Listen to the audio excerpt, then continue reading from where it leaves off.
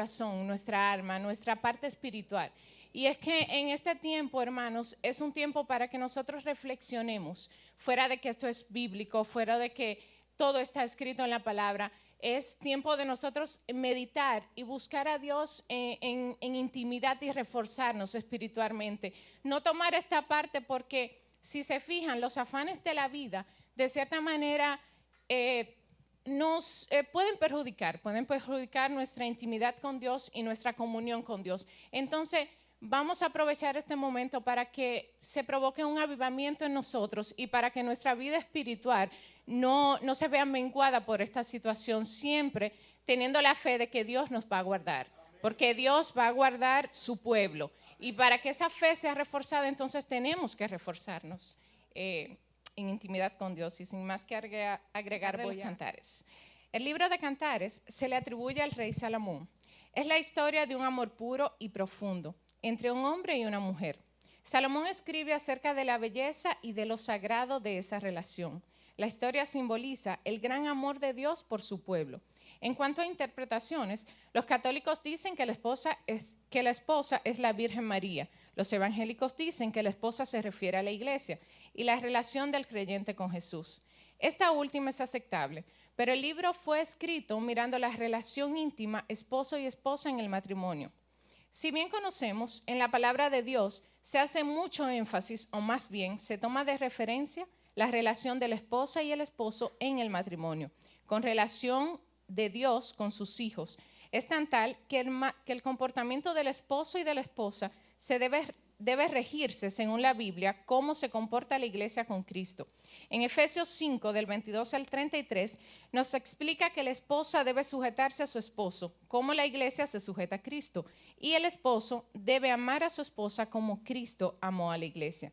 Ahora bien, en Cantar de los Cantares vemos esta efusiva muestra de amor en expresiones literarias de una forma muy romántica entre el esposo y su esposa. Sin embargo, a pesar del claro aire de romance que posee este libro, es interpretado también como una descripción del afecto de Dios al pueblo de Israel y la relación de Cristo con su iglesia, ya que, como anteriormente mencionamos, se compara el matrimonio con Cristo y la iglesia.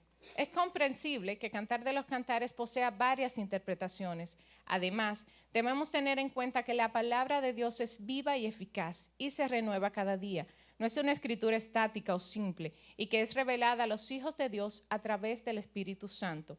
Y esto lo dice claramente la Biblia en 1 Corintios 2, del 10 al 12.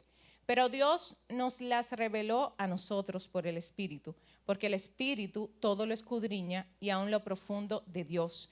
Porque ¿quién de los hombres sabe las cosas del hombre sino el espíritu del hombre que está en él? Así tampoco nadie conoció las cosas de Dios sino el Espíritu de Dios. Y nosotros no hemos recibido el espíritu del mundo, sino el Espíritu que proviene de Dios, para que sepamos lo que Dios nos ha concedido. Al inicio de la lectura, este libro en el capítulo 1, lo primero que menciona es a Salomón.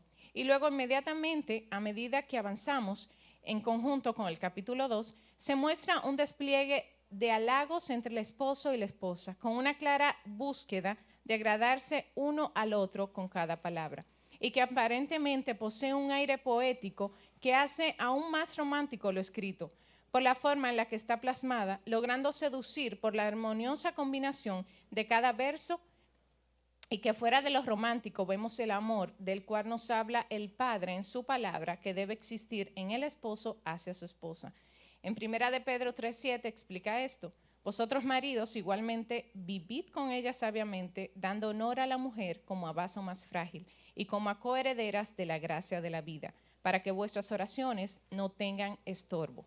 Aquí vemos el trato que se le exige al esposo para su mujer. En estos 2 primeros capítulos, vemos cómo cada palabra tiene esa intención de honor, respeto, pero sobre todo amor y disfrute de su compañía, con lo cual el esposo glorifica al Padre en el matrimonio. Y si vemos también las expresiones por parte de la esposa en estos capítulos, muestra respeto hacia su marido, que es lo establecido por Dios y que lo vemos en Efesios 5:33. Por lo demás, cada uno de vosotros ame también a su mujer como a sí mismo, y la mujer respete a su marido. En estos 2 primeros capítulos analizamos meramente la relación del esposo y la esposa, sin mencionar otra interpretación como es la de Dios con sus hijos, que claramente está presente.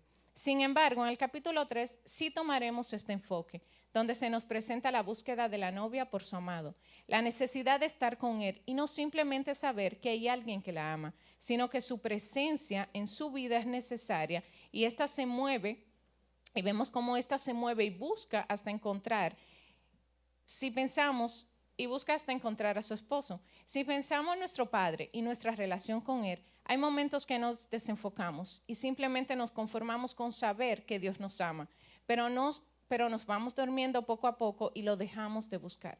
Entonces, Dios provoca algo en nuestra vida para que despertemos y entendamos que sin su presencia es imposible caminar como verdaderos hijos y recibir lo que tiene para nosotros.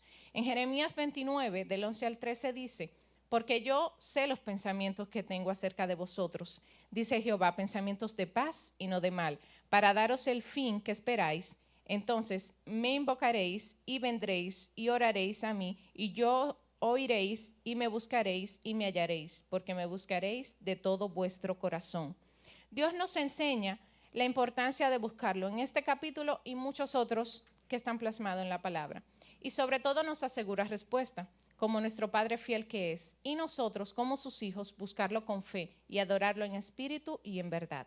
Como se menciona en Juan 4:24, Dios es espíritu y los que le adoran en espíritu y en verdad es necesario que le adoren. En el capítulo 4, el esposo alaba a la esposa. Es un armonioso conjunto de palabras que nos regresan a lo que es el amor del esposo. Ese amor sin pretensiones y sin la búsqueda de ser agradado, sino de agradar al ser humano, al ser amado, mostrándonos cómo se deleita el esposo en su esposa y lo que ésta representa para él. Todo esto nos lleva a tomar todo lo descrito como una hermosa descripción del amor de nuestro Señor Jesucristo por la iglesia. Mientras que el capítulo 5 presenta la separación del esposo y de la esposa, cómo éste llamaba a su esposa con hermosas palabras para que le dejara entrar y estar a su lado. Mas ésta se demoró y al darse cuenta y conmoverse por la llamada de su amado, dice en Cantares 5:6, habría mi amado, pero mi amado se había ido, ya había pasado, y tras su voz se me salió el alma. Lo busqué, mas no lo hallé, lo llamé y no me respondió.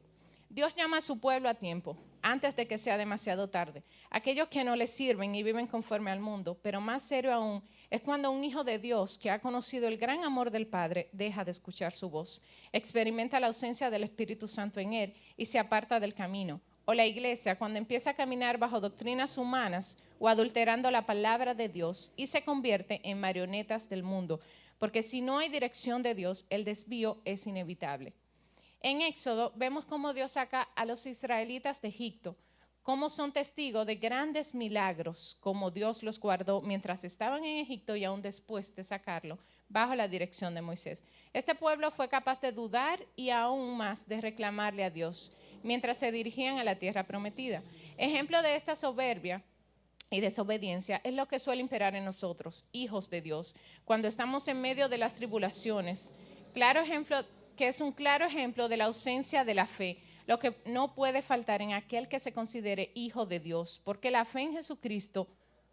por la fe en Jesucristo somos justificados ante el Padre, como nos menciona en Romanos 5:1. Luego de este capítulo nos encontramos con los tres últimos, el 6, el 7 y el 8, los cuales nos presentan con hermosas palabras la devoción del esposo y la esposa, de los tributos que engalanan a cada uno y en los cuales se deleitan, expresando también el poder del amor y el disfrute de poder poseerlo y entregarlo, así como el que Dios nos ha entregado sin merecerlo, porque no existe hombre digno de tal grande amor. Aún así, por gracia, se nos ha dado la oportunidad de recibir ese amor y vivir conforme al amor de Cristo. En conclusión, Cantares, si bien lo podemos tomar como una expresión de amor y la necesidad de existir como una sola carne que tiene tanto la mujer como el hombre en el matrimonio, o como Salomón plasmó todo este amor inspirado por Dios, sin embargo, más que todo lo mencionado, es la hermosa descripción del amor de Cristo por la iglesia y de cómo la iglesia como cuerpo de Cristo no puede caminar sin él, porque es la cabeza, nuestro amado, quien nos amó primero y a quien debemos sujetarnos, como dice Primera de Juan 4:19. Nosotros amamos porque Él nos amó primero. Hasta aquí, hermanos. Aleluya, aleluya. Vamos a darle ese aplauso fuerte al Rey.